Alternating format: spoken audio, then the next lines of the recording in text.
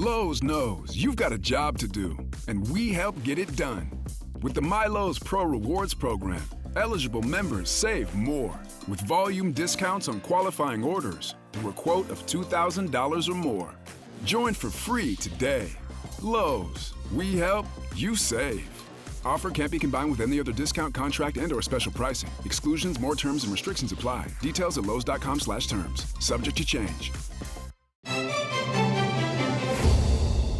The traveling roadshow of federalism, trying to find out what Albertans want from Canada. This is Now You Know. I'm Rob Snow. All the news you need to know. This is Now You Know with Rob Snow on News Radio.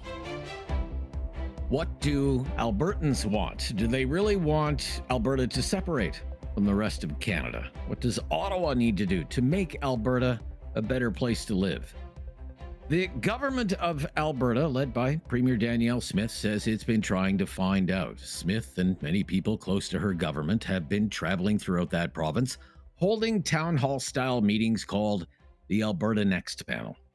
They're supposed to offer the people of Alberta a direct say on how to strengthen Alberta's sovereignty within a united Canada. They hit on all the hot-button issues, from a referendum on separation to the idea of an Alberta pension plan or an Alberta provincial police force, even equalization.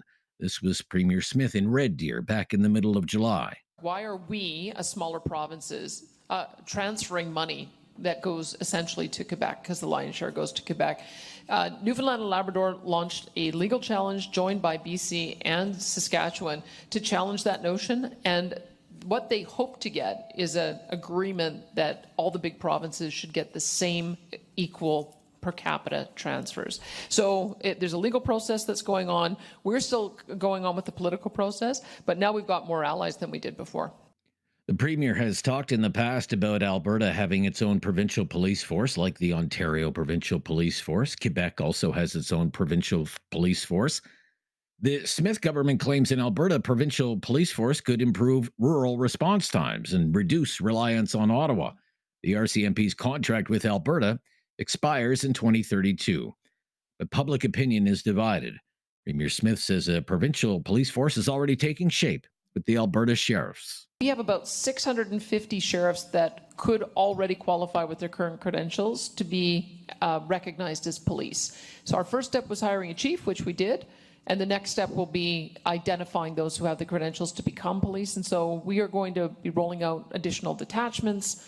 We have fugitive apprehension team, scan team, which shuts down drug houses. We've got our border security. So yes, we are building that up. And I hope in the not too distant future, it's going to be at least double in size. The atmosphere at some of these meetings has ranged from very supportive to openly hostile. Not everyone who shows up agrees with many of the Premier's decisions or ideas. My wife and I are from Lacombe, the Armstrongs. We are totally opposed to all these proposals that you're considering. The provincial pension plan, the police force, the income tax collection system, these are all going to cost Albertans a lot of money. And I don't think that you're considering the costs of all this.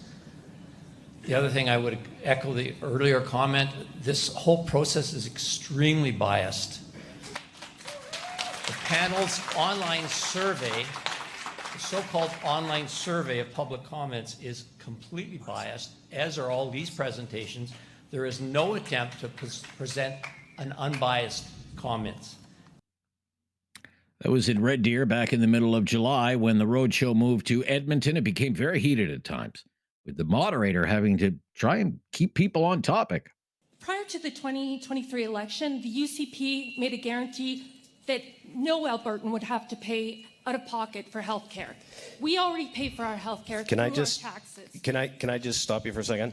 Like, I get it on the health care, the education, those kinds of things. So and not only that, we have people in the room that'll take, if you've got a health care issue, you can talk to them about it. But tonight is about Alberta Next and the relationship with Ottawa, with Ottawa, right? Ottawa's relationship with Alberta. You're welcome to talk about it. If you have an Alberta issue, no, this is our provincial government. I'm a citizen of Alberta. I hear you, ma'am. I need the right to speak to my premier. Thank Some people show up and they want to know exactly where Premier Danielle Smith stands on Alberta separation. Alberta Next panel was promoted with the goal of strengthening Alberta's economy and ensuring its future in confederation and not to promote separation. Absolutely. The email supplying this address says we can speak only on topics that advise on how Alberta can strengthen its sovereignty within a united Canada. You bet. Yeah. Alberta.ca says your Sovereignty Act will not allow Alberta to separate from Canada. Now, I think it's a sovereignty or a united Canada. So, Danielle Smith, do you agree that Alberta should remain in Canada? And will you sign this petition? And at times, these town halls have almost gone off the rails. I think it's kind of disgusting that you guys are blaming immigrants directly in a video for the problem. Get lost. Nobody did that. Nobody did that. It did. It was in the video and we all saw it. Yeah. So I think that's disgusting. The problem is private developers. We need more public housing that serves the people and not private interests. Oh. And then just for a question, I was going to direct it to our premier, but if the moderator has better opinions and he would like to continue speaking, go for it, man. That's okay Go with me for too. it. Go for it. Is our premier and the moderator willing to publicly denounce the fascist policies of our southern neighbor that are oppressing people and ruining lives? Can you do that? Wow. Wow. And immigration is proving to be a very hot topic. For example, this was in Lloydminster the other night. Does that include also removing the immigration problems that are already in Alberta? Does that mean you're going to look at deportation? Does that mean you're going to take the stress off of our justice system with the immigration violence that is happening on a daily basis all over our street? Does that mean you're actually going to stand up to the federal government and ship all these people back to them and make it their problem? Tonight, the Alberta Next panel rolls into Medicine Hat. Premier Danielle Smith represents the riding of Brooks Medicine Hat. And from there on to Lethbridge and Airdrie and Grand Prairie and Calgary by the end of the month. I'm Rob Snow. This is Now You Know. This is News Radio. Now You Know with Rob Snow continues on News Radio. Well, he's back with us this week, and this week he's back to reality, back to school, back to work. Professor Ian Lee is back here. He is with the Sprott School of Business at Carleton University. Welcome back. Thank you very much, Rob. Yeah, very good to hear from you. Yes, there have been some disappointing Canadian economic reports, and they actually suggest that the Canadian economy could be on the brink of a recession. Very bad GDP report on Friday, much of it linked to weakness in exports, tariffs taking hold. What do you think are the reasons behind the weakness in the Canadian economy? How much of it is Trump? How much of it is liberal economic policies? What would you say? I've certainly been studying this. I've been talking about this for a long time, from the moment that Trump was sworn in or was elected.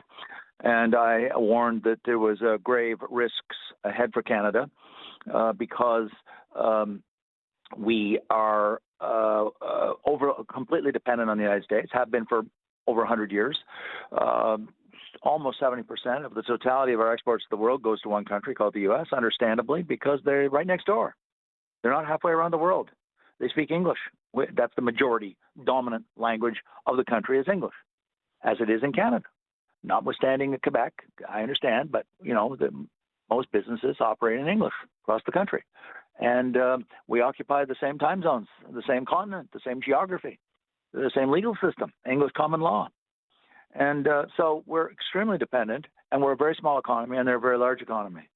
And so anything that disrupts anything, I'm not trying to pick on Trump. I'm not here to defend Trump either. Anything that disrupts that relationship or puts barriers in front of that relationship is going to blow back on Canada negatively. I'm not trying to suggest it's all due to Trump. Certainly what he's doing has caused enormous problems for Canada, and I attribute the majority of our economic weakness to the Trump policies that have not just the tariffs themselves, because as Carney keeps saying correctly, 90% of the goods are still moving tariff-free. But I've also argued from the moment Trump was elected that it's not the tariffs that's going to hurt us. It's the threat of the tariffs that are hurting us and causing businesses to pull back on investment. That's the problem. Oh, okay. So what should policymakers be doing given the threat then? Well, what I've argued is that there is no alternative to having a trade agreement with the United States that addresses the problems that they have with us. And there's this just a mad idea running through the country. We got to stand up to Donald Trump. We got to punch him in the face. We got to show our strength. They've turned it into a toxic masculinity macho fight with Donald Trump. When you're dealing with the future of an entire country, a sovereign state, one of the 8 or 9 largest countries in the world, children out there, sorry for being so sarcastic, children, this is not a schoolyard fight in grade 8. That we are dealing with the lives of millions and millions of Canadians. It is not about putting up our dukes and punching Donald Trump in the face. We have to become much more strategic, much more brutally hard-nosed, and say, what do we have to do? What do we must we do to ensure we have an agreement that leads to the elimination of as many of those tariffs as possible, and to produce certainty, to reduce and eliminate the uncertainty that is causing businesses to pull back or indeed even move their business to the U.S. This is something people don't want to hear. All they want to hear is about how we're going to take liquor off the shelf or what products we're going to countervail with tariffs of our own on Canadians, of course, to go after Trump. We are going down the wrong road. We are failing. But what about two big? Let's talk about two big things. Let's talk about two big things that this Carney government has been trying to do. It's been trying to move forward with more free trade within Canada. There's freer trade between Canada and the United States, and there is trade among the provinces, as so often been said. And we have this office that's going to open up in Ottawa, the National Projects Office, projects in the national interest. What about ideas like that? What do you think? Look, I'm not against anything that's going to reduce barriers to trading either inside the country or between Canada and other countries, of course, because if we reduce the barriers, you're going to increase the trade flows. So yes, that's really important. I'm not anti-diversification of trade. We've got to remove all barriers, whether they're between Canada and the U.S. or Ontario and BC or Ontario and China or Saskatchewan and China and so on. We should have a monomaniacal understanding. All barriers must be reduced as much as possible, period. Forget Donald Trump. Forget all the insults. Forget the orange hair. We've got to reduce these barriers that exist wrongly in our own country between provinces. We've got to reduce these absurd buy Canadian, buy only Ottawa, because these are jacking up the prices. That's what we're doing. We're creating less competition. We're creating little oligopolies, whether it's Ontario or Windsor or Ottawa or nationally. Buy Canadian is a recipe for poverty. Okay. When we come back, I want to talk about university tuitions and whether university is a bargain in Canada. And we'll talk about the international students and what they pay for university, a year's tuition in Canada. When we come back, this is Now You Know. Professor Ian Lee is with us. This is News Radio. There is no question Rob won't get answered. Now You Know with Rob Snow continues on News Radio. We're back with Professor Ian Lee from the Sprott School of Business at Carleton University. The average tuition for a Canadian student doing an undergrad degree at a Canadian university is about $6,500. I think Quebec drags the average down because it's much cheaper in Quebec, $3,500. Alberta is about $7,100. Ontario is $8,500. Nova Scotia $9,300. Dig deep if you want to go to St. FX or Acadia or Dalhousie, I guess. The same tuition for an international student at a Canadian university is about $40,000 a year. Let me ask you this. First of all, for Canadian students, do you think tuition is a bargain in Canada? It is the greatest bargain they will ever have in their entire life, from the time they're born until the time they die. So some people may say, that's awfully dramatic, Ian. Okay, let me give you an analogy so everybody understands this. I don't care who you are, where you are in Canada. Imagine you have to buy a new car. So you go into the dealership at Honda or Toyota or Hyundai. I'm just naming three brands that just pop into my head. I don't care which one. And they have a brand new car on the lot for about $35,000, $38,000. And you say, okay, I really like that Toyota there, that $38,000 jobby. How much are you going to sell it to me for? And they say, well, are you a university student? Yes. Well, then we're going to sell it to you for $8,500. What? You're going to sell a brand new car that costs and is worth, this isn't a trick game I'm playing.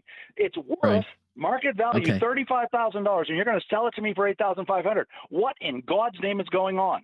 Answer, the taxpayers of Canada are subsidizing that tuition that they say we exploit foreign students, $35,000 to $40,000. That is the true, actual cost of educating a student in Canada. Everybody got that? That's the real university, cost. $40,000 a year. $40,000 a year would be the real cost. And people say, don't be ridiculous. Add up all the professors' salaries. Add up all the support staff salaries. Add up all the buildings. Add up the maintenance of the buildings and the operating utilities and electricity and heat. And divide by the number of students. It's around $35,000 per student per year. Okay, let me ask you this. Did Canadian universities come to rely too much on those higher tuition fees paid by international students because they were paying the full freight? And now there's a reckoning happening there. Yes. Okay. And this isn't Monday morning quarterbacking. I've been accused of that. I was saying literally 5, 6, 7, 8 years ago that we were not preparing for the crisis coming. I was saying this 10, 15 years ago in meetings and with any professor who had listened to me. I said the population is aging like crazy. Older people use far more health care per person per year. David Dodge is showing this from the CD Howe, and the data from CIHI is showing this. And governments, I've been told by senior people off the record in the government of Ontario, if you people think that we're going to put more and more money into universities to look after young, healthy people and not put the money into healthcare to look after older people who really need help because they're sick, you are living in a bubble. And that's what's happening. The funding is going down, and everybody, in fact, most professors say it's all because of Premier Ford. And I'm not here to defend. I've been very critical of Ford on other issues. Okay. But people say if Ford goes away, all our problems go away. That is delusional, people. The aging of society is going to continue. So my point is we have not adjusted our cost structure to reflect the new reality. Okay. All right. That's probably a conversation we can continue next week, but we'll have to stop here for today. I appreciate your time as always, and enjoy the first few days of back to school for you and being back in the classroom. That'll be fun for you. I'm in the classroom tomorrow morning at 8:30 a.m. Okay. Bye-bye, Professor. Professor Ian Lee from the Sprott School of Business at Carleton University. Our Newsday panel is coming up next here on News Radio. You have questions. Now You Know with Rob Snow has the answers. On News Radio. On our Newsday panel, a special focus today on the criminal law. We are going to talk about so many of the issues that have been raised following a viral news story out of Lindsay, Ontario a couple of weeks ago. That's where a man was sleeping in his apartment. It was 3 o'clock in the morning. And it's alleged he confronted an intruder who had broken into his apartment, and he defended himself against the intruder and badly injured the intruder. As a consequence, that man that was living in that apartment is facing criminal charges, serious criminal charges, aggravated assault with a weapon. That has led to some calls from some politicians for something like a castle law. in Canada, the kind of law they have in some U.S. states. Joining us today to talk about this, Rick Frank, a lawyer in criminal defense and police accountability with Sheriff Foda Professional Corporation. Thanks for joining us. Thanks for having me. Yeah, Mr. Frank, good to hear from you. And Michael Spratt is here as well, a criminal defense lawyer, Abergil, Goldstein and Partners in Ottawa. Thanks for joining me again, Michael Spratt. No problems, Rob. Always happy to join you. Yeah. So, Mr. Frank, when you first heard the details about this story from Lindsay, Ontario, the criminal charges laid against that man who defended himself against a home intruder, what was your reaction?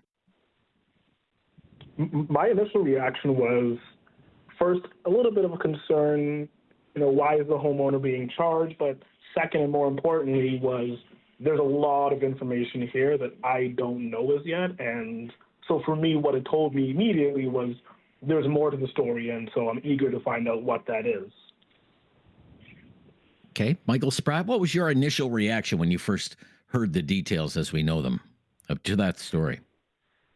Yeah, I think like most reasonable people, I did what was reasonable, and that is not speculate and not try to change laws based on incomplete knowledge of a unfolding situation, which is a particularly bad way to legislate.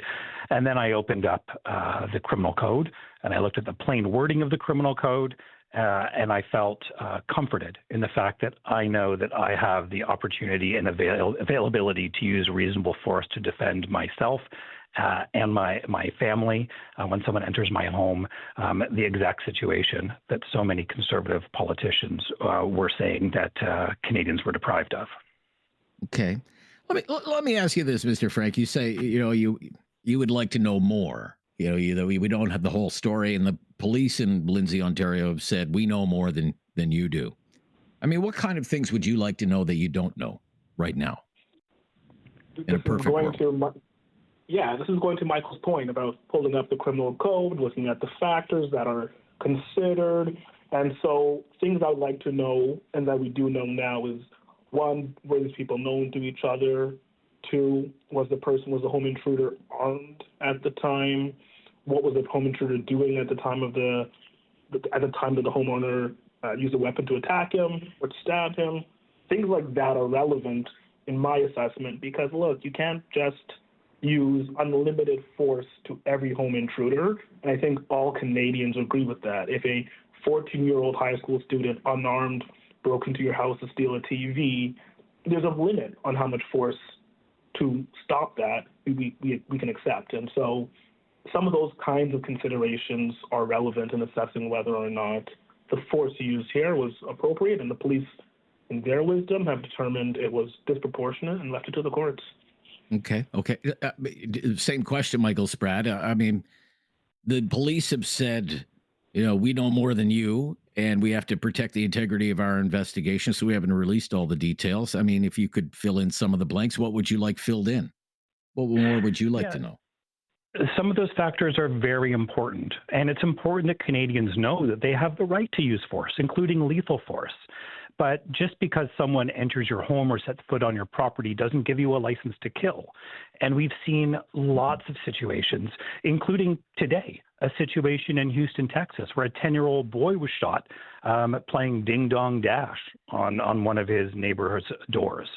And so just because someone comes on your property doesn't give you unlimited scope to use violence, but you want to look at things like, was the intruder armed? Were they attacking you? Were they known to you? What was the situation? The criminal code, the beauty of having a law of general applicability, right, is that it can apply to a variety of situations. And the criminal code says we need to take into account the circumstances. So are you a single female who's on an isolated farm and police help is far away? Or are you a special forces agent who's living on base? These sorts of, facts are important because it's facts what drive sort of reasonableness in the criminal code. And that's why it was so disappointing to hear, politicians trying to score political points before even they knew all the facts. All right. Well, you're skipping ahead, Michael Spratt. We'll get to all of that. Don't you worry. So Rick Frank, to Michael's point, what does the law saying say about people being able to defend themselves or their family and their property in layperson's terms? It's very simple. You can use reasonable force if force is being used against you to protect yourself, to protect your family, or to protect your property. And so the question only is, what is reasonable in the circumstances? Someone who breaks into your house with a crossbow, maybe using some force, proportionate force, is acceptable. But a person who is unarmed, is a lot smaller than you, you don't get to just pound on this person or kill this person and say, well, I have a right to defend my house, and so you came in here, and so I used force against you. And so it really comes down to this question of proportionality, and importantly, homeowners and people who are claiming self-defense do not need to measure their blows to a nicety, is how the law puts it. They don't need to be exact and precise in the use of force, but it needs to be reasonable in the circumstances, and that's, I think, what the law should promote, is reasonableness. All right. So now it goes to the courts and the legal system, and we'll talk about what that process can be like when we come back. I'm Rob Snow. This is Now You Know. This is News Radio. No question goes unasked or unanswered. Now You Know with Rob Snow returns on News Radio.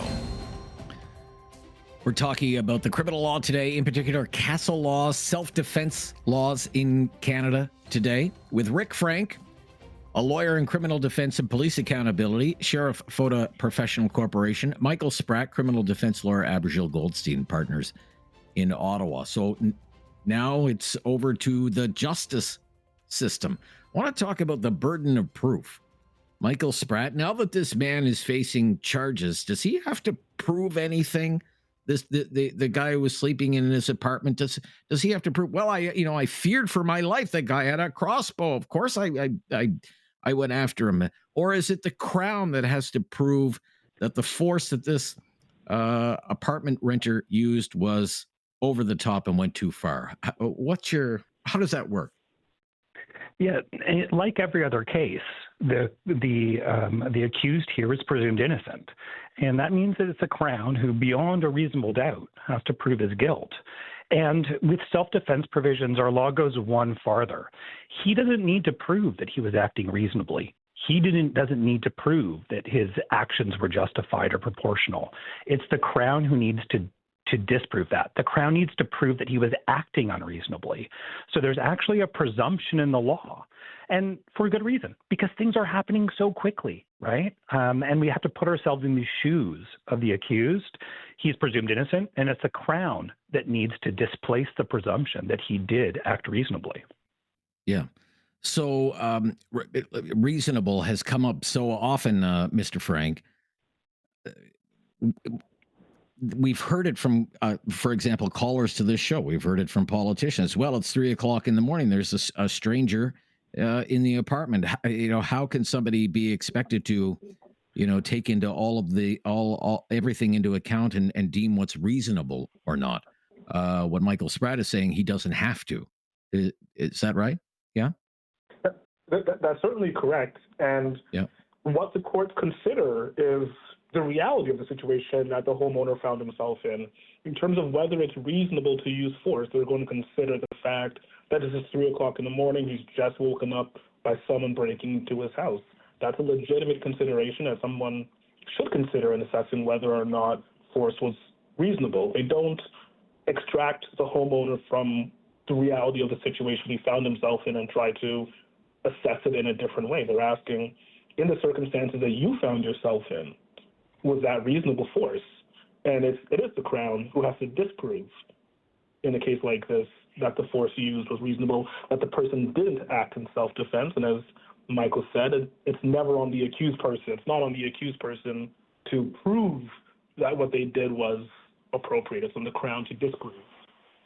Okay. What do you think, Mr. Frank, the chances are that this would go the full length to a trial? Or would a plea deal be more likely? What do you think? It's very difficult at this juncture, in large part because we don't have enough information. We don't know all the information about whether or not this was proportionate, because it very well might have been proportionate force at the end of the day.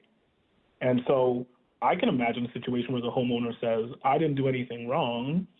I want to have a trial. If the Crown seeks to prove that my force was disproportionate, they can do so. But I can also see a situation where there's information that we don't have as yet that will reveal that this was not reasonable force, or it might not have been reasonable force. And at that point, the homeowner has to make some decisions. So at this stage, it's a little too early in the proceeding to know whether or not this is going to resolve or if it's going to go to trial, but those will be the considerations. Yeah. Michael Spratt, is that how you see it?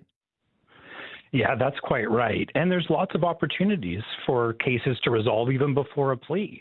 You know, the Crown will screen this file. The Crown will look at the file to see if there's a reasonable prospect of conviction. And it may well be withdrawn before, the accused ever steps foot in court. But we can look at some historical precedents. And if you look at a bunch of the case law, quite often these charges are withdrawn or there is an acquittal at the end of the day. But, it depends on the facts. It depends on what exactly happened, and that no one except the police and the parties and now the lawyers know all of those details. If it went the distance and there was a trial and a verdict, I mean, how long would that take, Michael? Would that take years? It could. This is one of the problems that we have in the court system where there are delays. And so if this is a trial in the Ontario Court of Justice, it could take up to 18 months. And if it's a trial in the Superior Court, it could take up to 30 months. I think that, a very productive conversation to have would be to talk about Crown screening of files, to talk about the use of Crown discretion, and to talk about, some of those tangible things that we can look at to make sure that we can, unclog our courts and have justice done on a case-by-case basis much faster. Okay. And Mr. Frank, I mean, if it went the distance and it took 18 to 30 months, what are legal fees in a case like that? 2,000, 5, just give me a ballpark. 2,000, 5,000, 10,000, 20,000, 100,000. What would it cost something like that to fight something like that? Yeah, it's difficult to say. Every lawyer charges a little bit differently and has a different structure. I expect a case like this, if it goes to trial, would exceed $10,000 at the end of the day. But beyond that, it's not clear. But I mean, this gentleman has to pay for a lawyer for a trial, for negotiation, to do some of their own investigation. And so that's not inexpensive. Not inexpensive. Okay, when we come back, we will talk about the politics of all of this. Michael Spratt's been hinting already he's not impressed with what he's hearing from some conservative politicians. But Doug Ford, we need a castle law. Pierre Poilievre promising to try and press ahead with his own amendment to the criminal code, proposing a stand your ground law, stand on guard law, I believe he called it just last week. This is Now You Know, this is News Radio. Critical thinking is not dead. Now You Know with Rob Snow. Returns on News Radio. We're back talking about self-defense laws, castle laws, stand your ground laws with a pair of criminal defense lawyers today, Rick Frank, Michael Spratt. Let's talk about the politics of all of this. Michael Spratt has already said he doesn't like what he's hearing from some politicians like Pierre Poilievre and Doug Ford, the Premier of Ontario. They've been promoting something like a castle law or a stand your ground law like they have in some U.S. states. Mr. Frank, this is how the Canadian press reported the story on what Poilievre is proposing. The law lays out 9 factors to consider when determining reasonableness, including the nature of the threat, whether there were other means to respond to it, whether the incident involved a weapon, as well as the size, age, and gender of the people involved. Poilievre said a bill would have 2 tests to determine when it would be permissible to use force against an intruder. What do you think about these calls from some in the political world for the need for a castle law or a stand your ground law? Look, it shows Pierre's ignorance when it comes to criminal law and it comes to criminal law reform. He suggests that this is a complicated or difficult analysis, but we heard what you said just now when you read it out. determine reasonableness, nature of the threat. That's what people want to know. What's the nature of the threat of the person who broke into the home? Is this person bigger than you or smaller than you? Was this person armed? What's this person's age? What's this person's gender? These are things that matter in assessing whether or not force was reasonable. And so what Pierre Poilievre is trying to do is to kind of create this image that our law does not allow homeowners to protect themselves, to protect their family, to protect their property. And that's simply false. And he knows that. And so do the other politicians who have parroted this language of, our liberal governments are weak and we can't protect ourselves and we need change. There is no need for legislative change. We must be governed by reasonableness. Was conduct reasonable? That's what the law is. Changing it to two tests and suggesting that it's a difficult legal analysis is really ignorant of Pierre Poilievre and those who joined him in his call. Okay. Ignorant. What do you think of that, Michael Spratt? Do you agree with that? It's ignorant from Mr. Poilievre. Well, it's disappointing to hear that Mr. Poilievre now says a law that he voted for in 2012 from a conservative government is unwieldy and unworkable. And we know that there's lots of cases in law where there's, lots of factors that the court look at, with someone driving dangerously. We have to look at the road condition. We have to look at sobriety. We have to look at what the other traffic was doing. A homeowner doesn't need to go through 9 factors in their head. They're given leeway. They're not expected to be perfect. And the court's given some guidance by Parliament about what they should look at. These changes aren't necessary. And I think beyond a sort of a lack of necessity, comments like Poilievre and like Ford made actually do a disservice to the public in that they make things confusing. And that might be politically advantageous, but it's not true. It's not reality. And they should know better. Like, it was just a few months ago that Ford got called to the carpet and embarrassed for commenting about an offender being released on bail and how terrible that was, only to see the offender be completely exonerated at trial. So we should expect better from our politicians. Just because there's a tragedy is not an excuse to run to a microphone and score political points. Okay. Again, thank you for your time today. Great to hear from both of you and take part in your expertise. No problem. Rick Anytime, Frank and Michael Spratt, criminal defense lawyers. Rick Frank with Sheriff Foda Professional Corporation. Michael Spratt with Abergil Goldstein and Partners.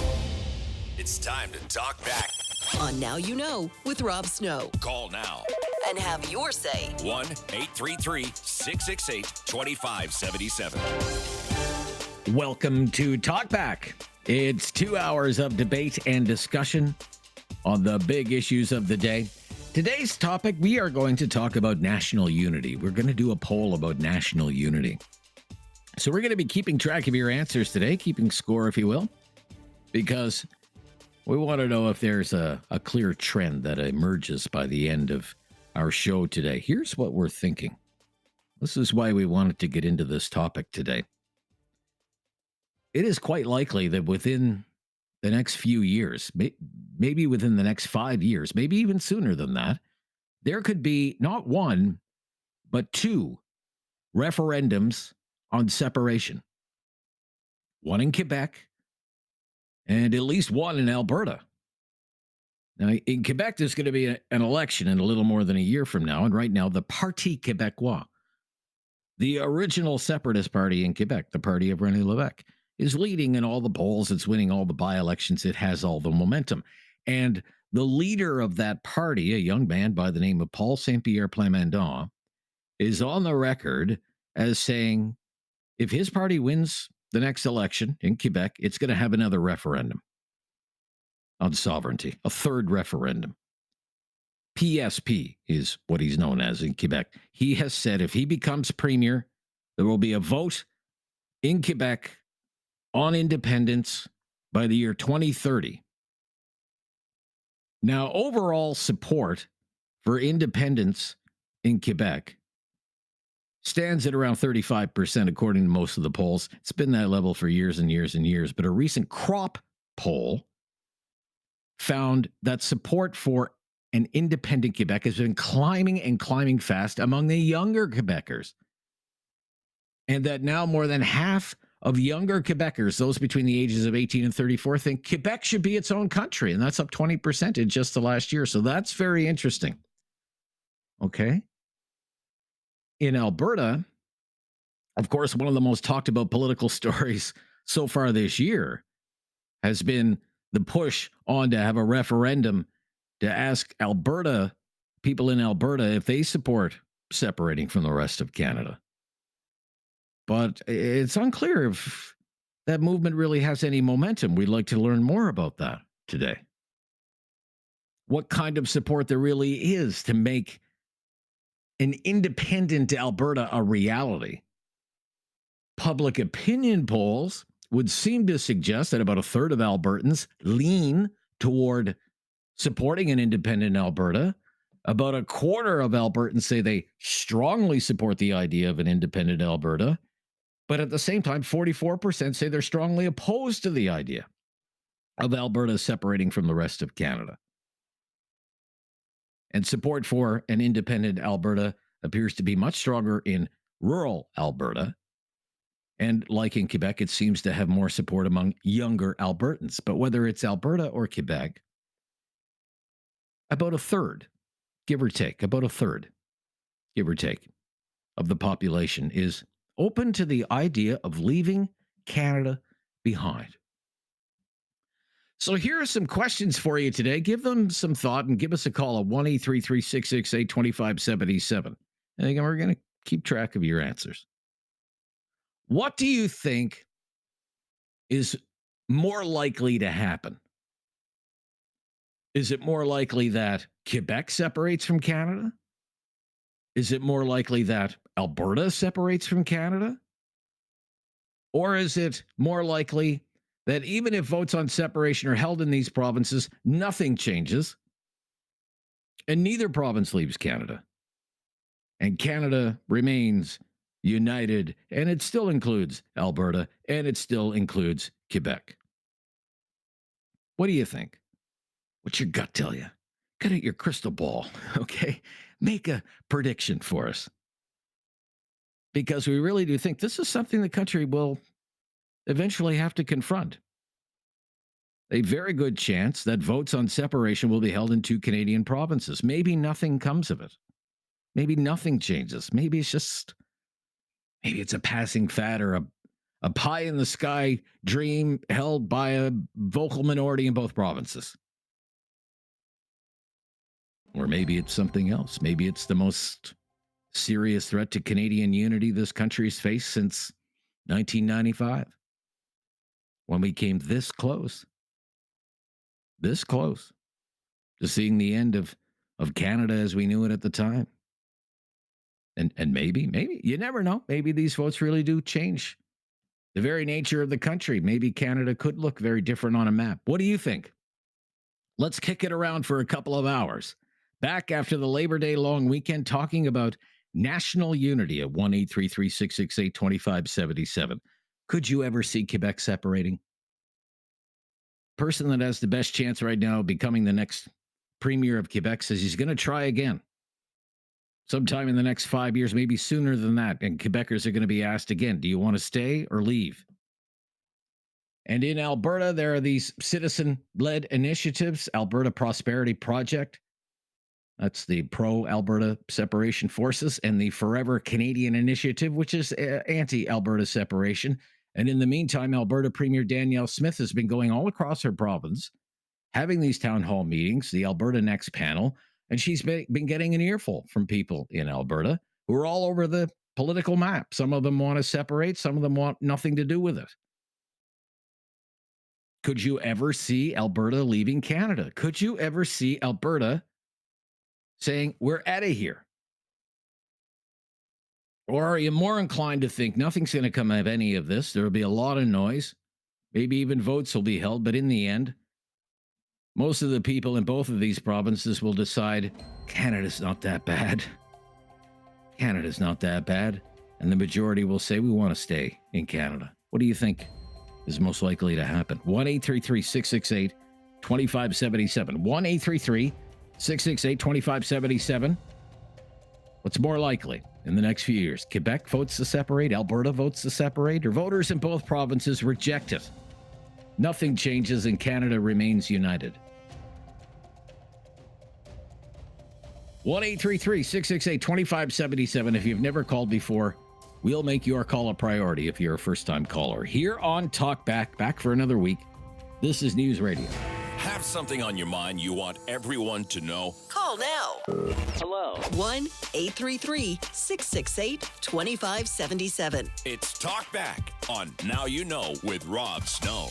Talking about national unity today. Votes on separation could be on the way sometime in the next few years. We get a votes on separation in Quebec. We get a votes on separation in Alberta. What do you think is most likely to happen? Quebec votes to separate, Alberta votes to separate, or nothing will happen? And the majority of voters, even if a vote is held, that will reject separation. They'll want to stay in Canada. We'd love to hear from you on this one today. 1-833-668-2577 is particularly with the Alberta situation, hoping to understand it a little bit better. Let's go to Wade is in Alberta in Sylvan Lake. Hello, Wade. Morning, Rob. Yeah. Hi, Wade. Good to How hear are from you? you. Very good. Thank you. Well, I can, good. I can see Alberta separating or becoming independent, as I like to call it. Okay. I have become I was once a very proud Canadian. I've become a permanent volunteer with the Alberta Prosperity Project. I've now been to 36 events all over this province, and we're going to continue.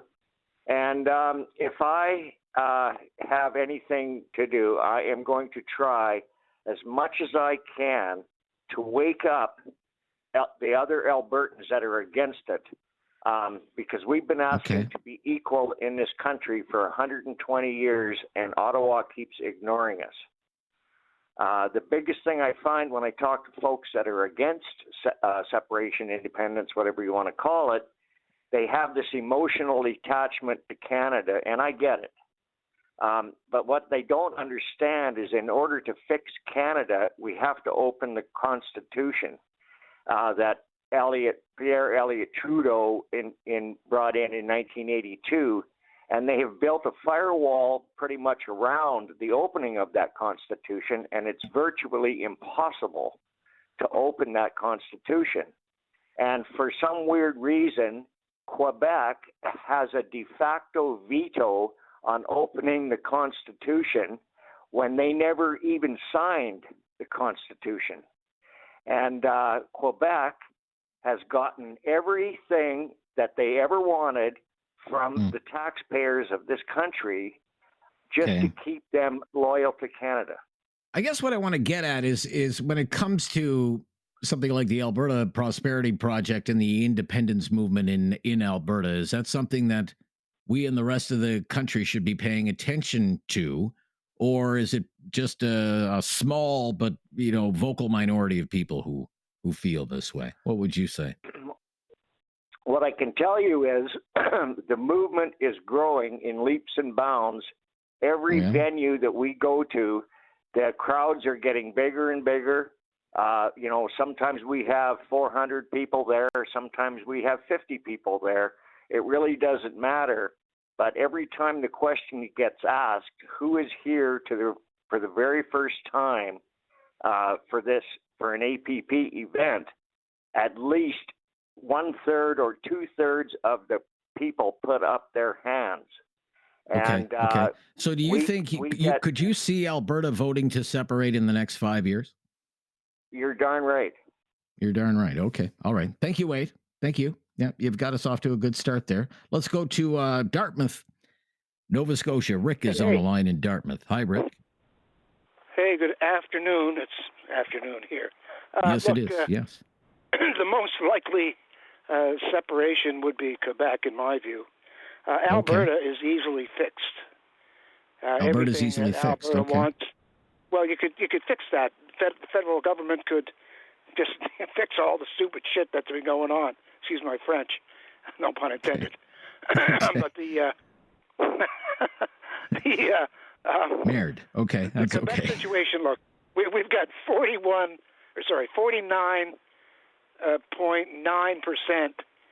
voted to separate. I mean, you could not shave it any closer. Yeah, in 1995. Yeah. Point in 1995. So we know that there's a built-in. Well, there's two built-in governments. There's the Parti Québécois and the Bloc Québécois, and they've been in power. When was the last time? I can't remember the last time someone without Québécois on the end of their name was the ruling party provincially in Quebec. So, in my view, that's the essence of it. They have their own culture, et cetera, et cetera. There'll be a problem with the English-speaking people. Say, the island of Montreal. There's, and a few other places. Yes. There's English-speaking people. I kind of draw an analogy between the Donbass in Ukraine and the Russian-speaking people in terms of just the actual what they are and what they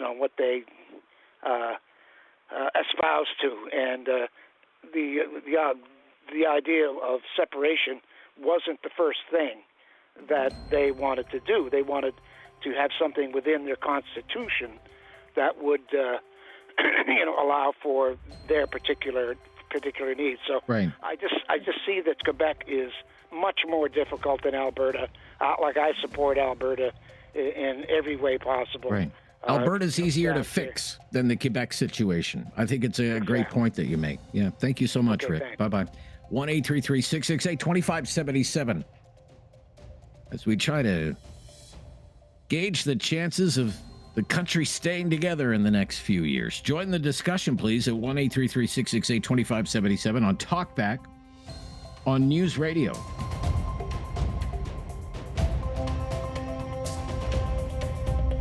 Have something on your mind you want everyone to know? Call now. Hello. 1-833-668-2577. It's Talkback on Now You Know with Rob Snow.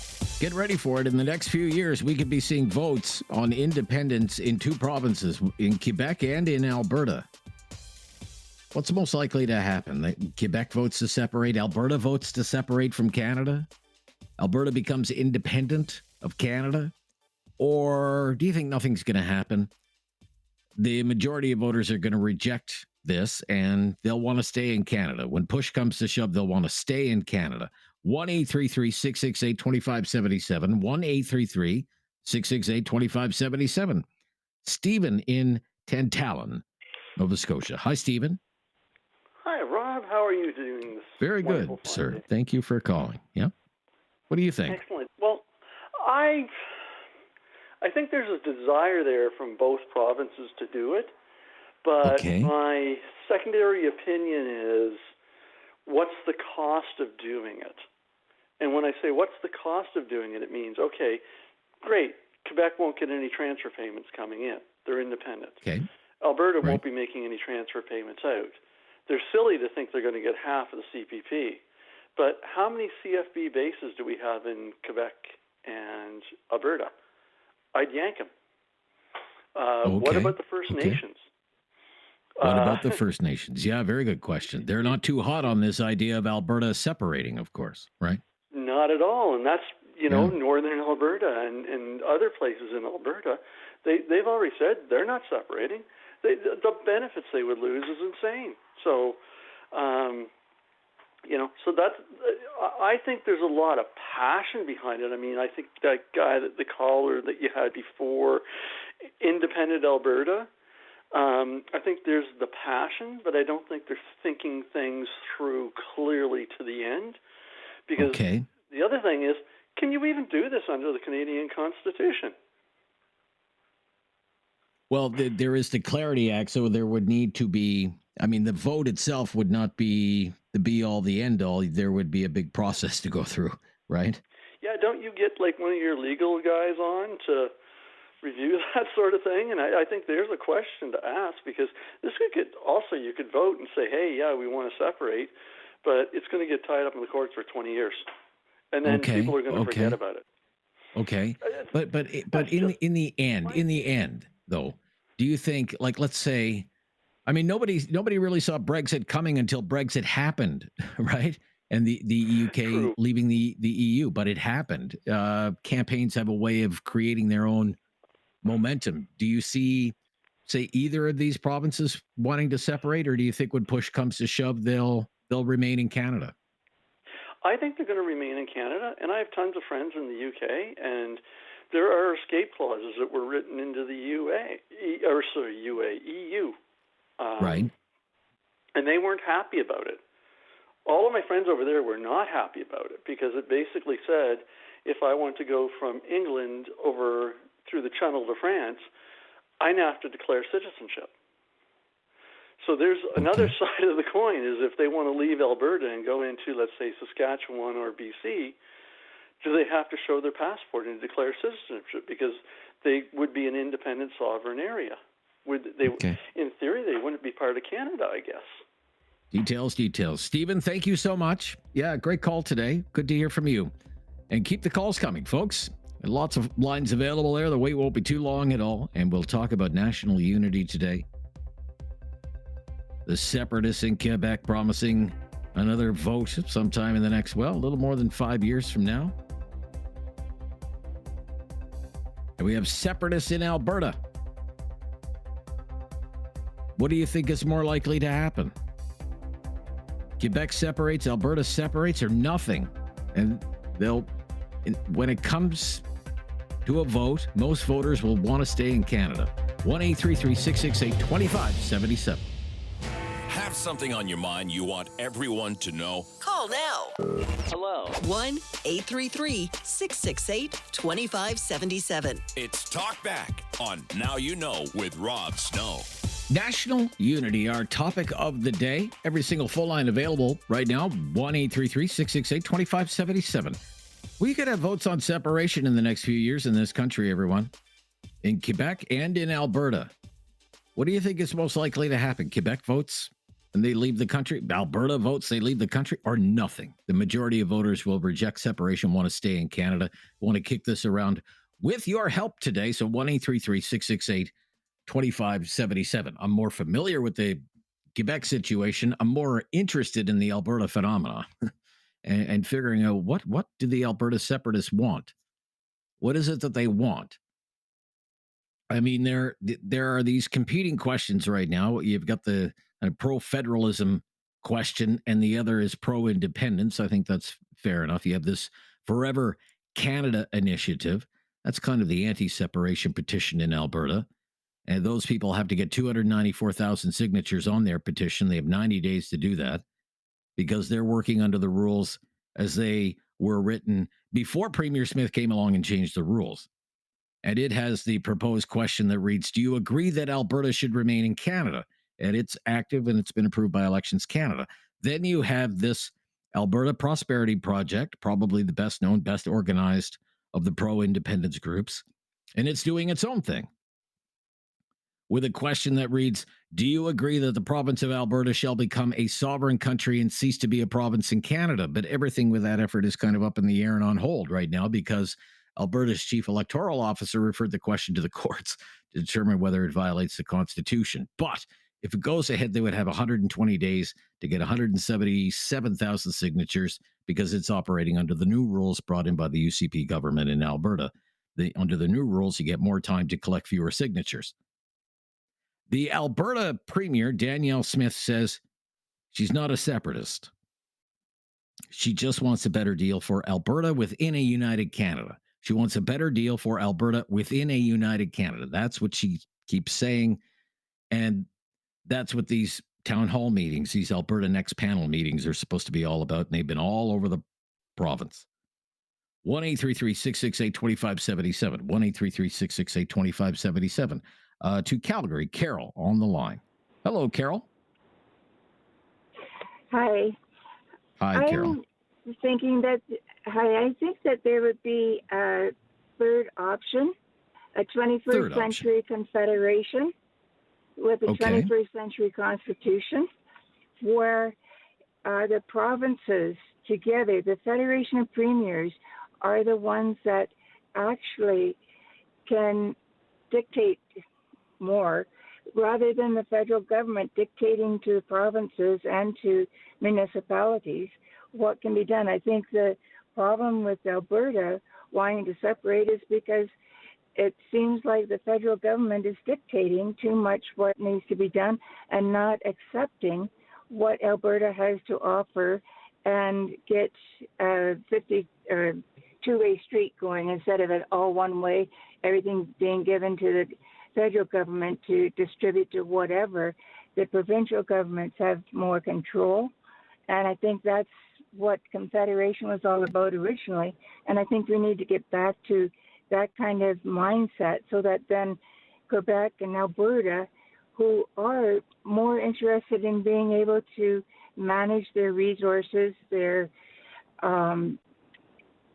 different manage things, their own affairs, have more control over things that under the Constitution are supposed to be the exclusive domain of the provinces, whether that's healthcare delivery or what is happening in the public education system, these kinds of things. And this is one thing that actually both provinces would have in common, and their independence movements would have in common. They see a government in Ottawa that is intruding too much into provincial affairs.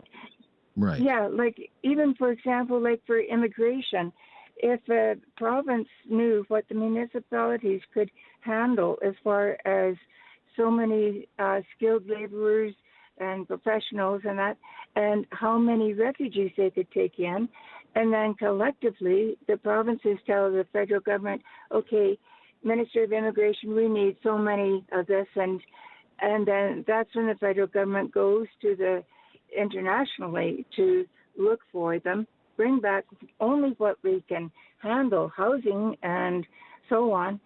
Then that way it keeps everybody a little bit happier maybe, rather than the federal government saying, okay, you've got to take so many immigrants no matter what, and we don't have housing for it. And like things like that, where it needs to come more from the quote-unquote grassroots up kind of thing.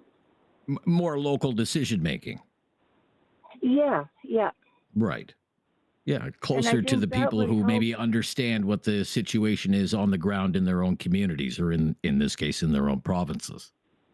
Right. And I think that's where Alberta is coming from, is that they want more of that independent thinking as far as not being dictated, but rather redictate as to what our needs are and have those needs met, rather than the federal government saying, oh, these are what your needs are, this is what you're getting, and that's it.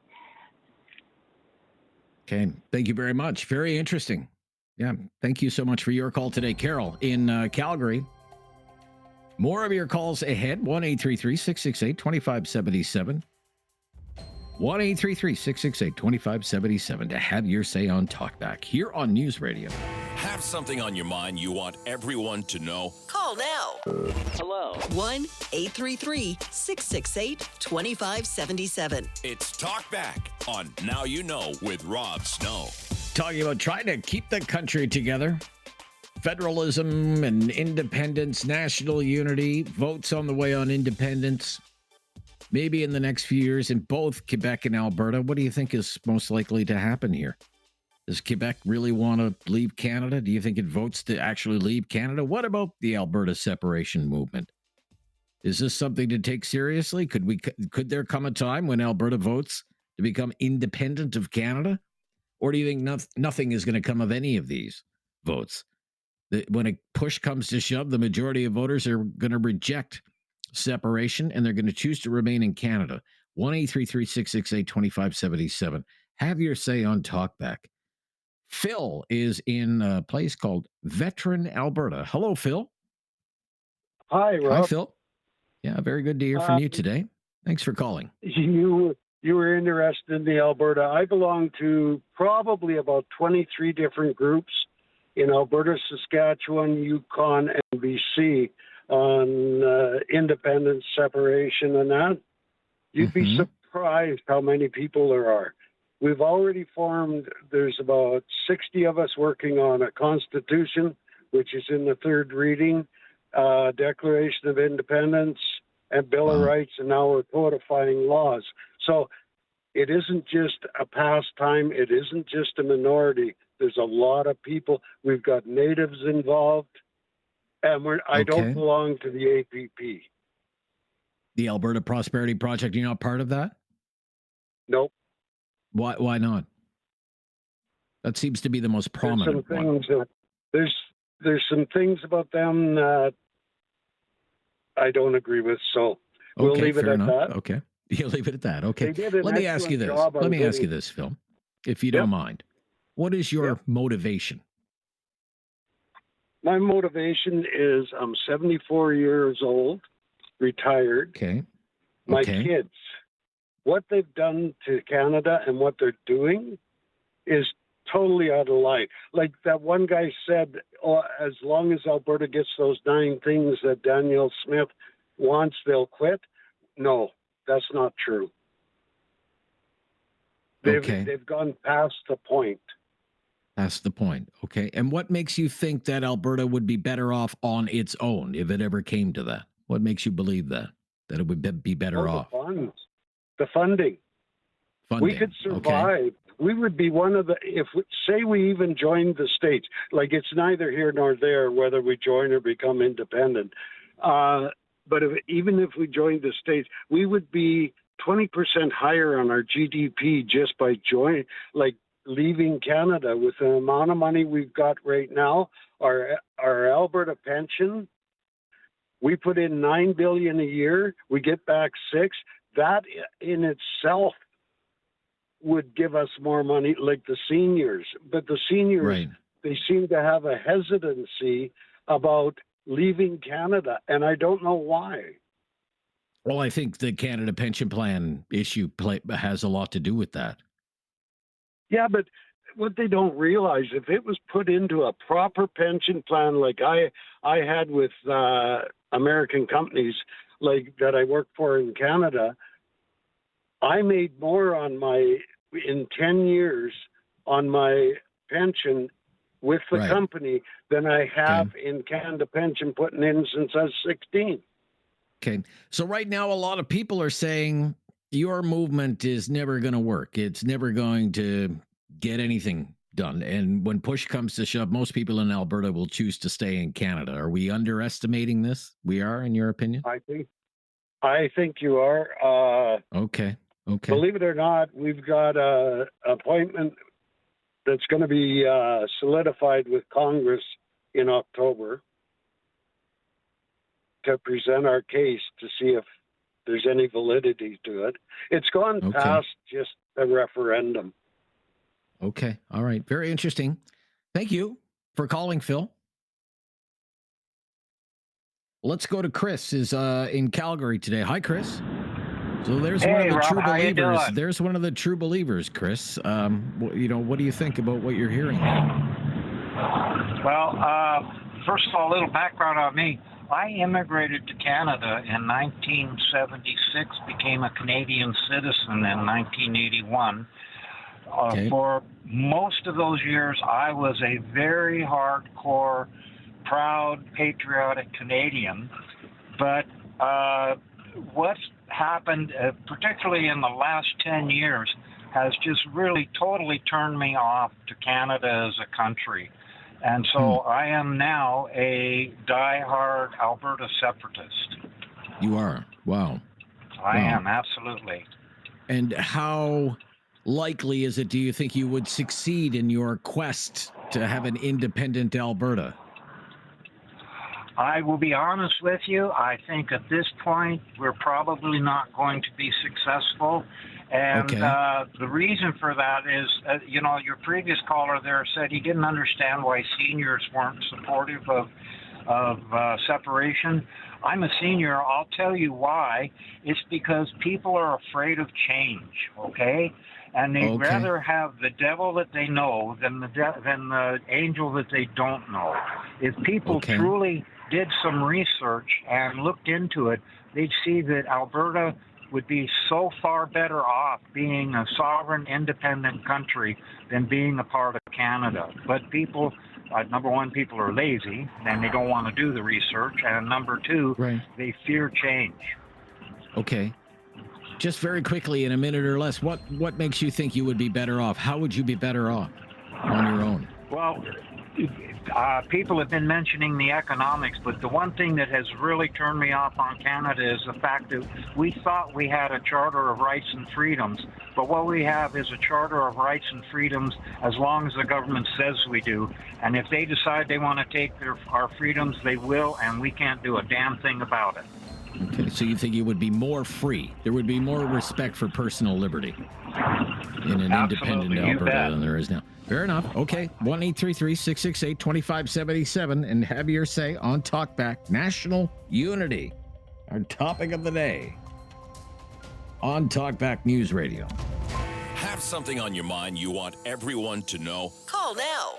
Hello. 1-833-668-2577. It's Talkback on Now You Know with Rob Snow. Talking about national unity today, votes on independence. Quebec could vote on independence by the year 2030, according to a leading politician expected to win the next election in that province. And of course, we've all been watching the Alberta situation unfold for much of the year, and a growing separatist movement in that province. What do you think is likely to happen here?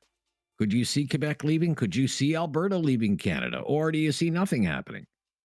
And voters would reject independence. They want to stay in Canada. 1-833-668-2577 to Richard up next. Hello, Richard.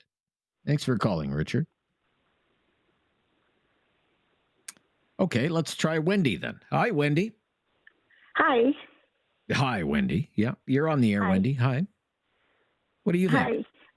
I don't think, first of all, I think they're stupid. Thinking, well, Who's stupid? I think they're making Who's poor stupid? choices, the separatists. We The need to separatists look are at stupid, history. okay. Well, not stupid, but they're not thinking right. If we look at Okay. history going back as far as the Civil War, we don't have the industries in Alberta that the rest of, like the eastern part of the country does, which is a similar thing that happened with the Civil War. The northern had all the factories and all, where are we going to get all the things that we need if we separate? Yes, we have oil, but what good is oil if we have nothing else? We have some farms, but there are, some industries, but not a lot.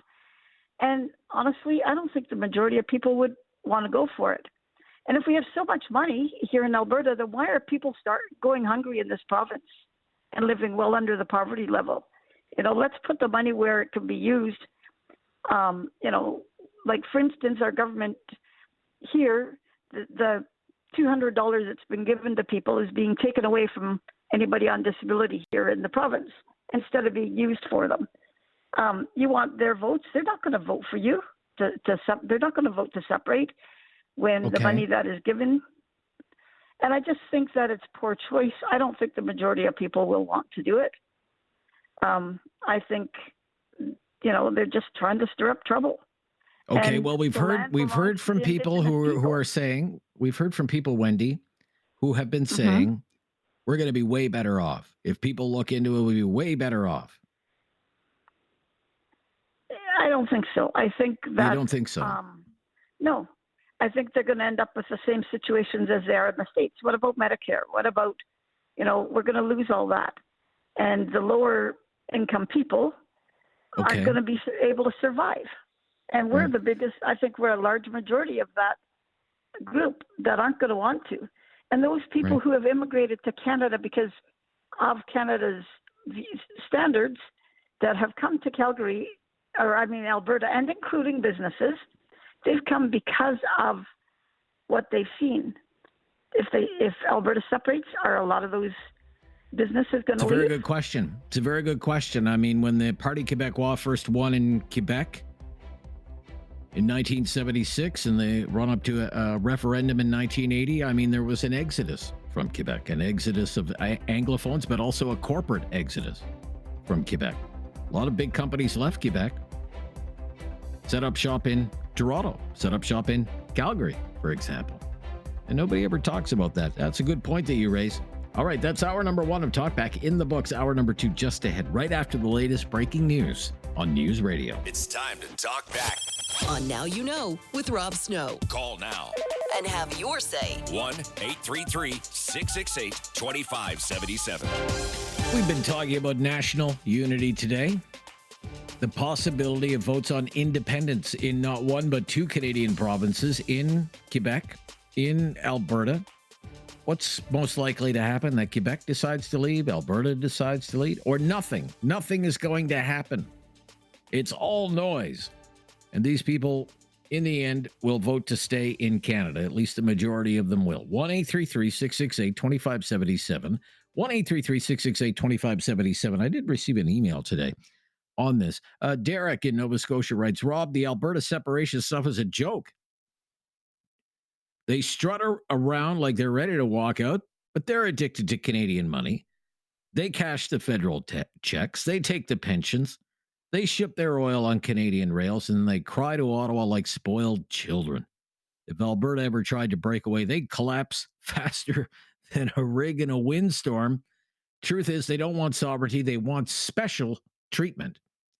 They're all hat, no cattle. Canada carries Alberta, not the other way around. Canada carries Alberta, not the other way around. Okay. That's one emailer's opinion in Nova Scotia. Maybe it's your opinion. Maybe it's not. Larry is in Calgary today. Hi, Larry. Hi, Larry.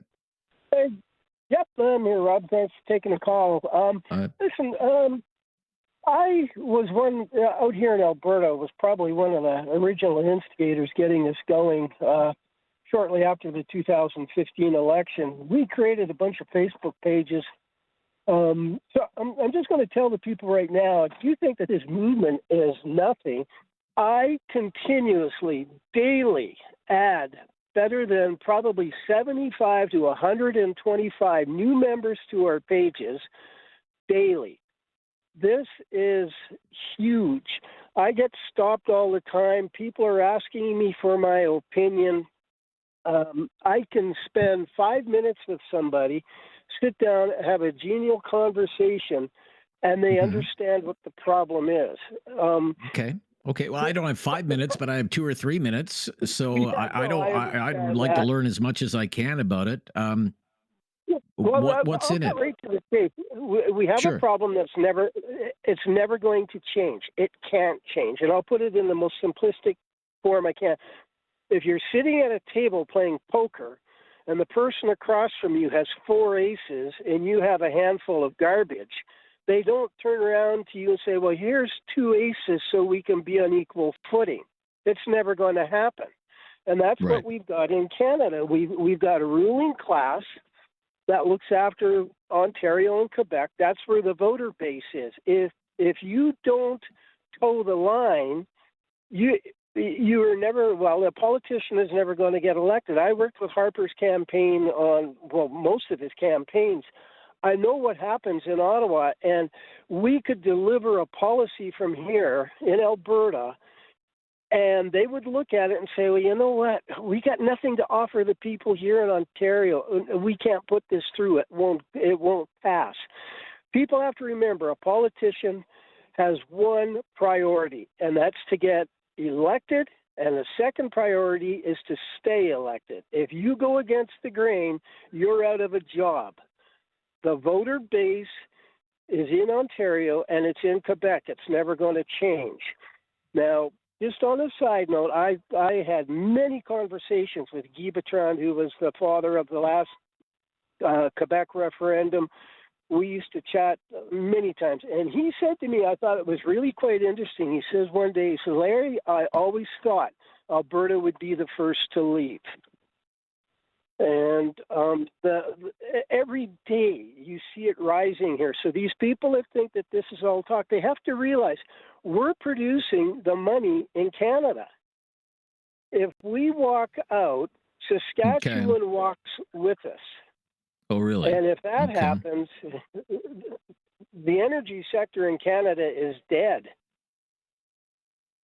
So we, for the pensioners that are worried about their pension, we have enough money we could self-fund. Keep in mind, that pension money is yours. The government of Canada owes it to you. We could sit there for 5 years.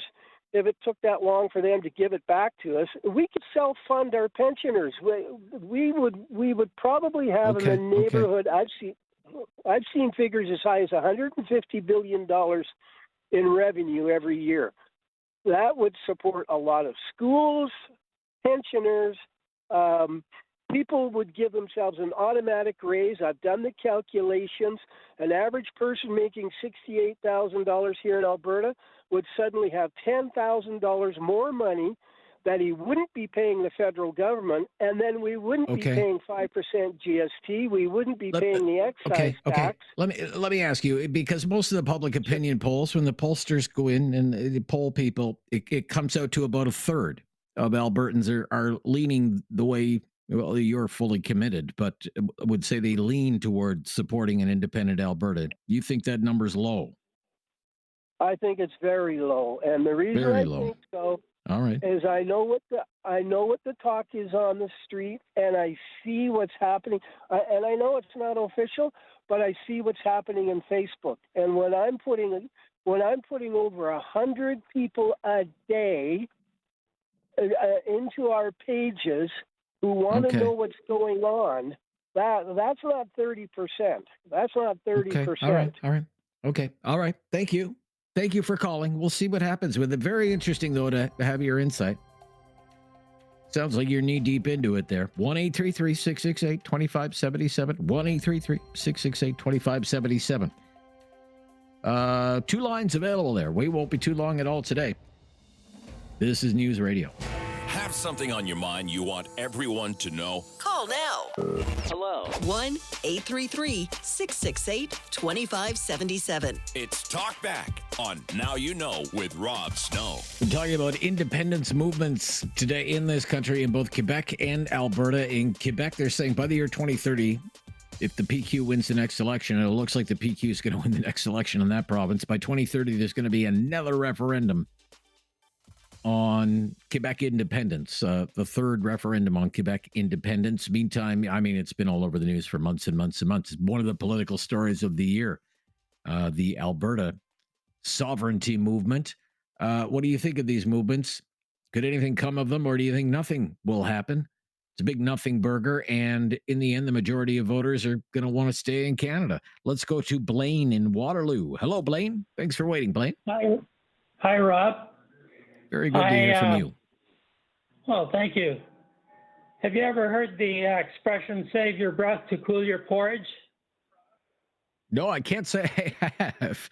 No. Well, I think it really applies here. Okay. We have connections to Alberta. My wife has family in northern Alberta. Okay. 80 miles northwest of Edmonton. And also, they were just visiting here. And my wife flew up, just came back from visiting a sister in Mission, BC. There's no talk from any of them about separation. And there's nobody in our connection here in Ontario that I've heard any talking about separation.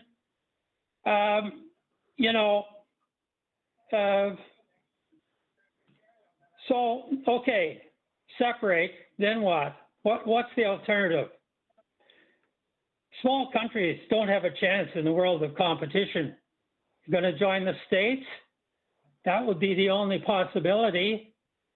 Last I heard and see and read is that Canadians don't want to join the United States. We just had an election. Mr. Carney acts and governs more like a conservative than liberal. And I think this is great. I'm not a conservative or I'm not a liberal, but I think he's the best guy here that we have in Canada. I see the United States as a very troubled country. We don't want to be like them. We don't want to go there. What benefits would Quebec have? Language rights. They'd be nowhere if they were part of the States. Oil sales in Alberta.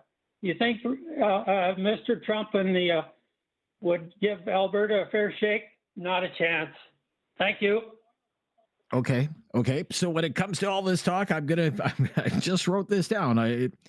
From people in the independence movement, save your breath to cool your porridge. Save your breath to cool your porridge. A Scottish minister used to say that in the pulpit where we are in St. Jacobs, Ontario.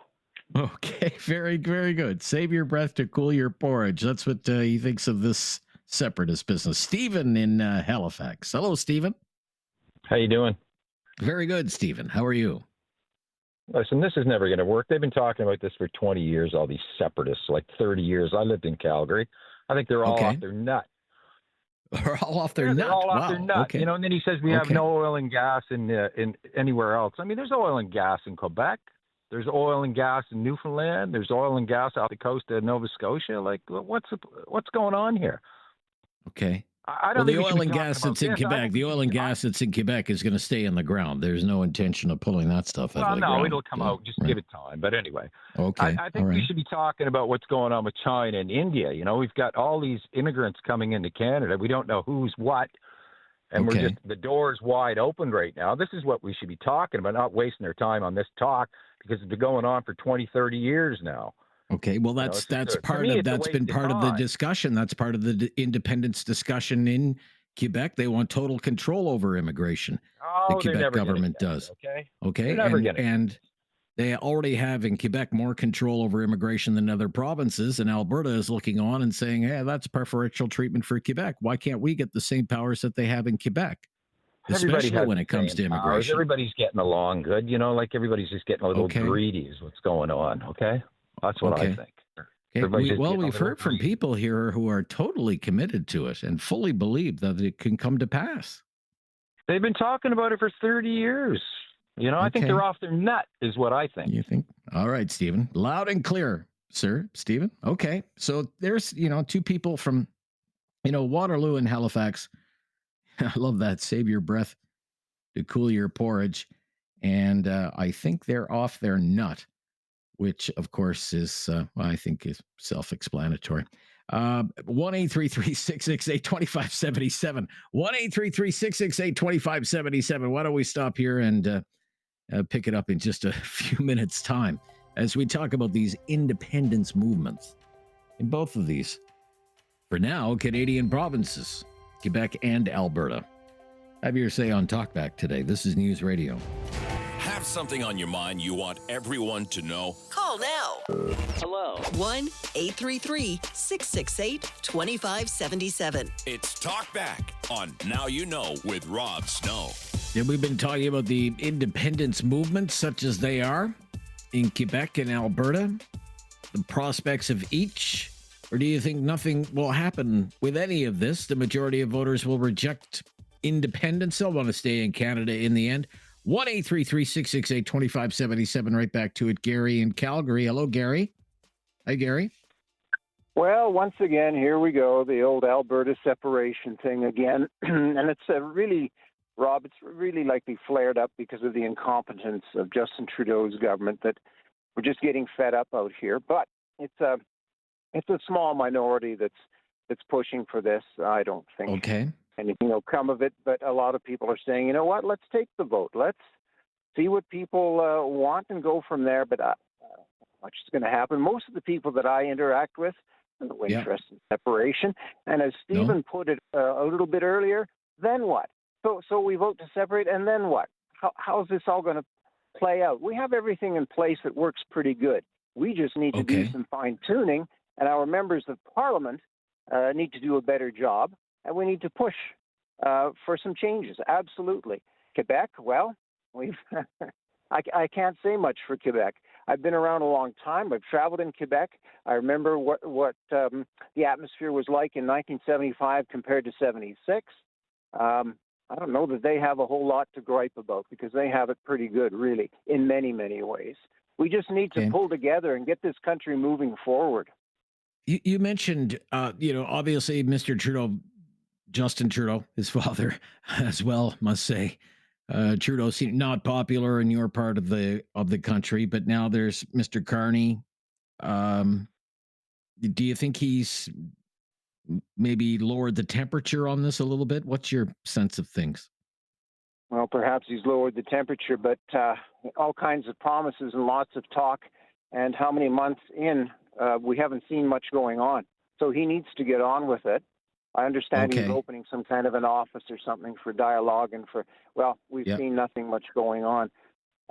Parliament needs to get back. Maybe we should have a big constitutional conference in this country, get everybody together, and maybe there's some changes that need to be made that way. Okay. All right. Thank you, Gary. Very good to hear from you. To Red Deer now. Eugene is in Red Deer. Hi, Eugene. Hello. Hi, Eugene. Yeah, I got you, Eugene. You're on the air. Go ahead. Okay, yeah. Sorry, I guess I got to keep my car radio on just to be able to talk to you, do I? You shouldn't have to do that. Your phone should be good enough, sir. Okay, it's not working for some reason, but very good. Just to answer your questions, is Alberta going to separate? Yes, obviously it will separate. When is it going to happen? I don't have a crystal ball. But we're correct numbers. 1/3 of the people do want to separate.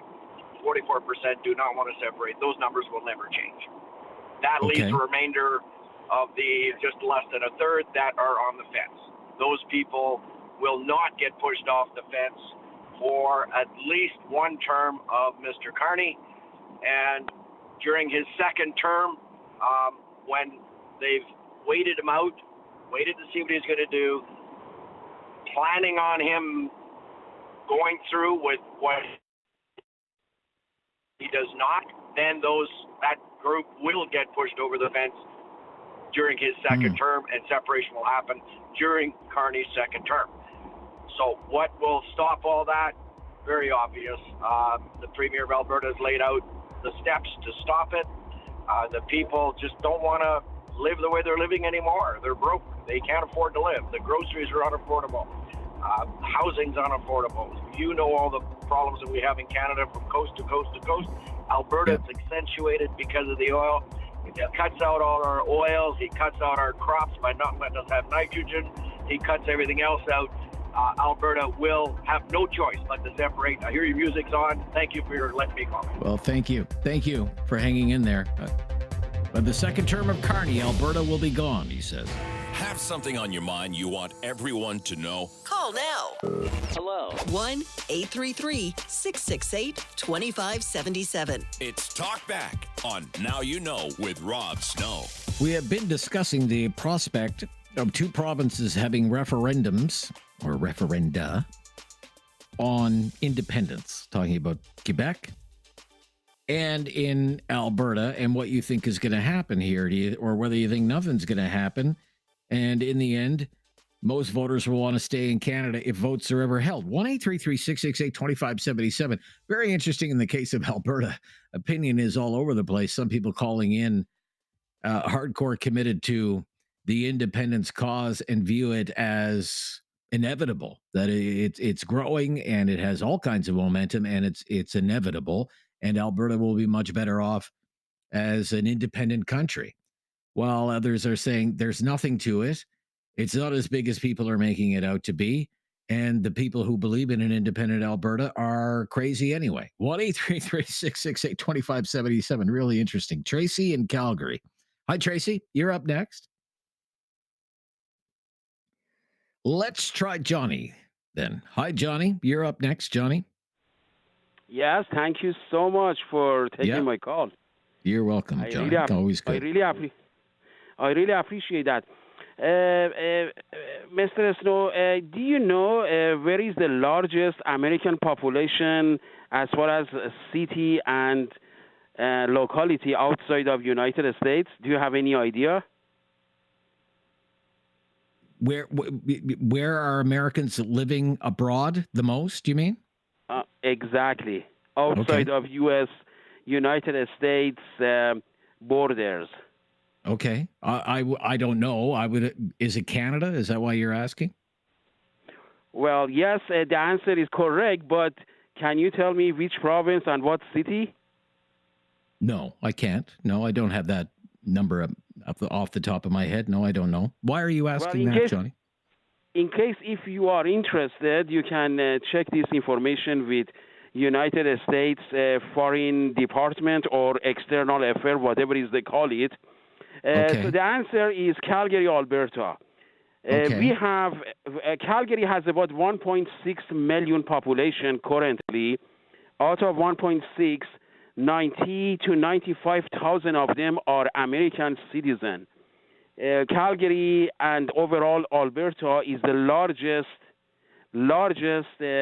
concentration of American citizens outside of U.S. border. Very interesting. Now, why I am bringing this up is actually just to add to this, Edmonton and even Vancouver, they don't have American consulate, but here in Calgary we have one, and probably Toronto because of the size of Toronto. I'm sure even Montreal and Hamilton and all those large cities, they have no American consulate, but here in Calgary we do, and going to that consulate is more secure than going to our parliament in Ottawa, believe it or not. It is amazing, the security. But well, why I can believe that because I live not far from Ottawa. I see many embassies, and I mean the American embassy in Ottawa. I mean it's a fortress, for crying out loud. But nevertheless, well, what is your point here? Okay, there are a lot of Americans living in Calgary. The Americans view Calgary as an influential city to the point where they have a consulate there. Fair enough. Are you saying that there's a great American influence then? That could be you're pressing absolutely for this? Correct. Very interesting. Mr. Snow, there are two elements to this entire separation talk in this province of Alberta. There are two aspects. Aspect number one, we have such a huge influence of American in our politics. I can even name MPs, past MPs like Myron Thompson and Diana Ablonzi. Diana Ablonzi was one of the MPs in Calgary for a long time. She was an American citizen. Myron Thompson was one of the rural Alberta MP. He was an American citizen. The number of Americans, the American influence in this province is mind-boggling. The rest of the country have no idea what the heck is going on in Alberta. Alberta is the most capitalist province in entire Canada. And I don't think that's any secret. I don't. Yeah, but do you think that this and those who believe Saskatchewan and those who believe Saskatchewan is going to follow Alberta, Saskatchewan is a socialist province compared to Alberta.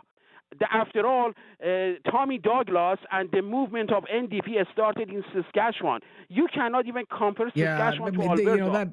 That may have been the case. I don't know if that's the case anymore. It seems to prefer conservative governments, certainly in the last Mr. Snow, what while. I'm trying to say here, the aspect number one is the influence of American on Alberta, which is unlimited, is limitless. The second aspect of this talk, and I really appreciate for your generosity giving me time. And the second aspect that I like to make is this. Every time the Conservative Party loses an election federally, this talk of separation in Alberta starts all over again. As long as Stephen Harper was the Prime Minister for 9 or 10 years, if you check all the news, there was not a single beep about separation.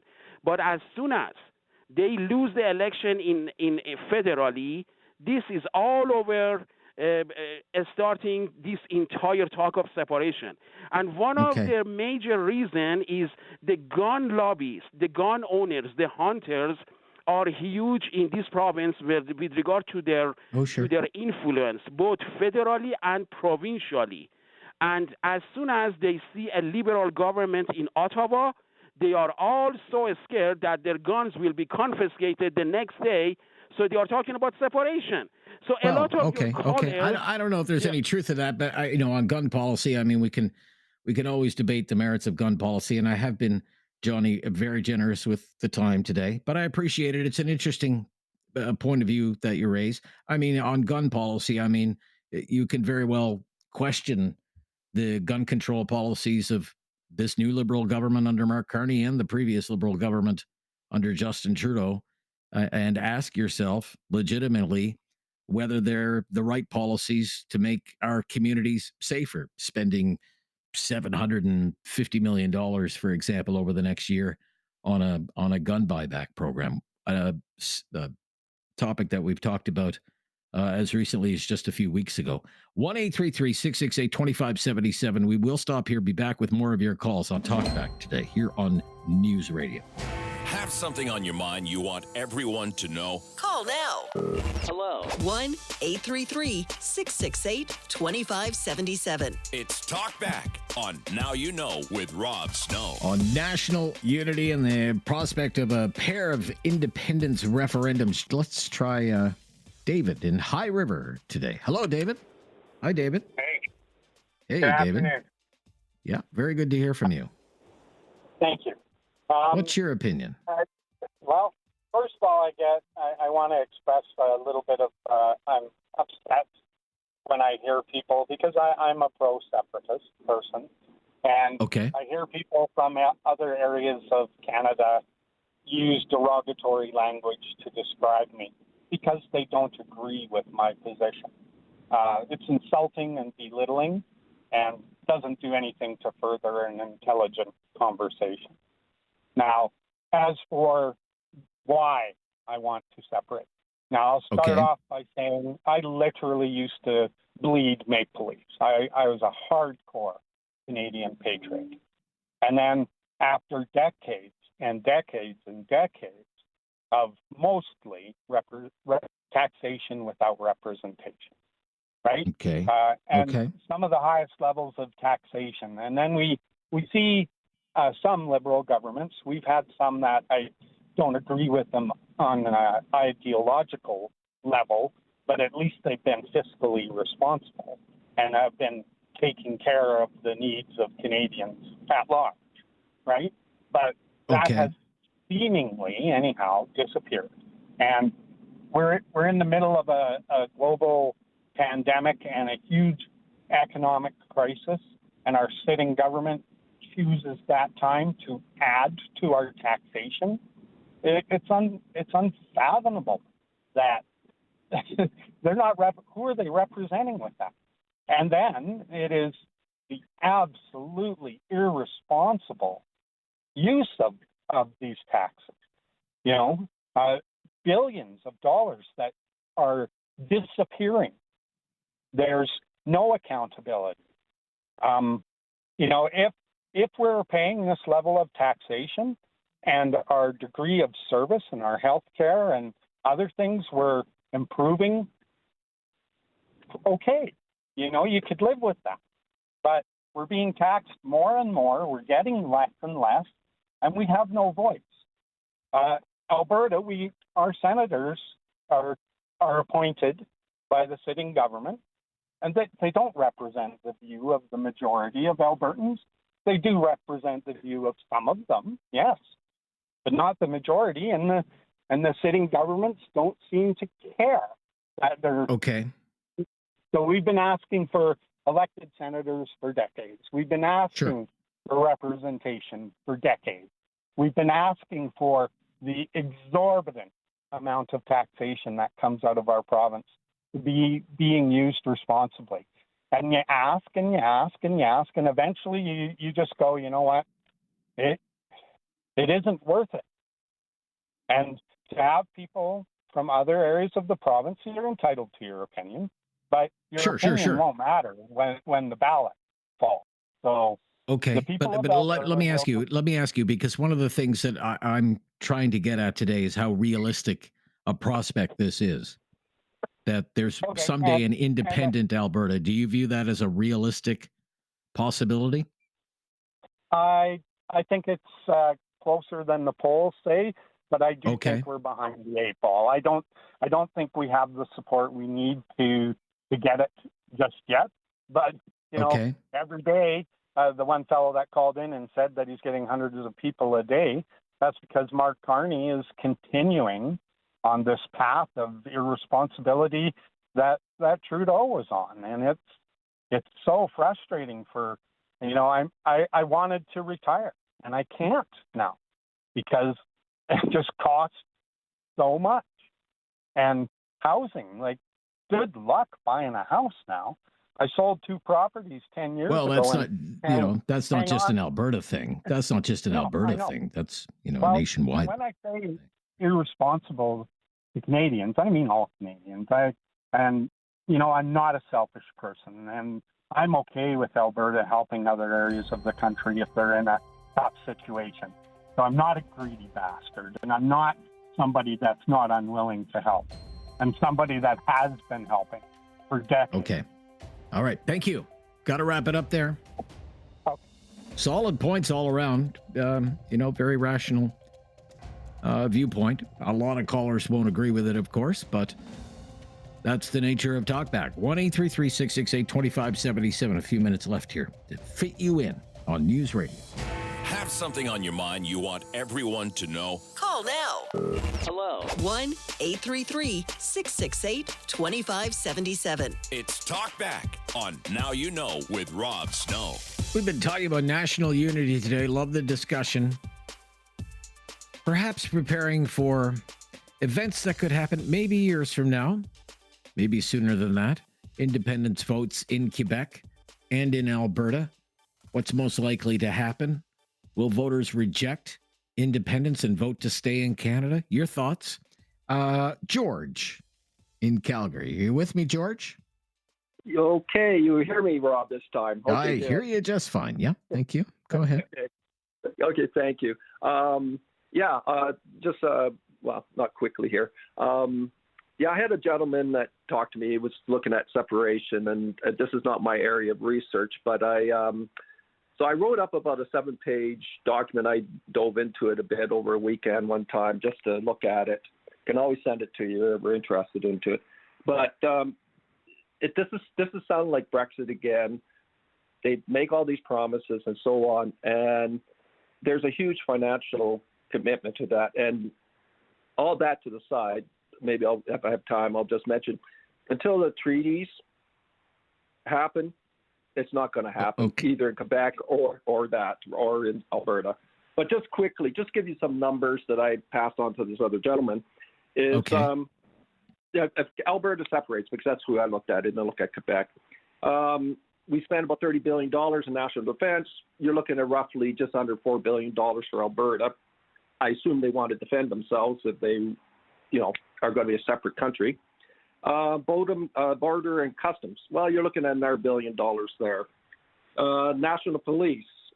Right now, Ottawa sends about $4.8 billion. Alberta will have to absorb all that, but let's say about $3 billion there. That's for the RCMP? Is that for the RCMP? Yeah, that's the transfers and stuff. That's from the... Wow. That's public safety, gc.ca, if you want to look at those numbers. So it's about 4.8 in 2024-25. So, and I'm just doing an estimate on numbers on our population and so on. So I figured about $3 billion that would for our police force, for our own police force. Diplomacy and trade, it's about $500 million because basically you have to have trade missions, passports, consul services. Like, do we have our own passports and so on? That's one thing that Quebec backs on, right? Remember currency, right? Which I'll touch on. Another piece there is the loss of federal health and social transfers. You got about $8.6 billion that we received $8.6 billion Ottawa. this fiscal year. Yeah, $8.6 billion. $6.5 billion for healthcare, $2 billion for other social programs. Yeah, you're right, bang on there. Yeah. Yeah, and then the last one is, and this is where at least Britain was an independent country. We're not, as Alberta. You've now got to run you're looking at roughly a running total of new recurring costs, about $18 billion, which is, that's surrounding, it's startup costs, currencies. Do we have our own currency? Are we going to count on the U.S.? I remember Quebec said, back in the day said, can we eat our cake and have it too? Can we still keep the Canadian currency? It's these things. IT systems, treaty talks, the right to port. It's not a guarantee. It's an international UN law that says you got a right to port. There's not one instance where you can go through another country without having a talk on there. And then lastly, and this is just one piece of it. I can go into the other aspects. Like I said, we only have about 30 seconds, so say your last piece. So the last thing, treaty. Treaty 8, they say no. That's where Fort McMurray is. That's right there. You lost $8 billion. Like they had surpluses here. Of course, they're going to have a deficit next year. So it's just a non-starter. And Polyev, that was 17%. Yeah, exactly. Thank you. Yeah, they're playing the music, hauling us both off the stage. Wow, I really thank everyone for their thoughtful remarks today on that topic. Brand new topic tomorrow and more of your calls. And always the latest breaking news. I'm Rob Snow. This is News Radio.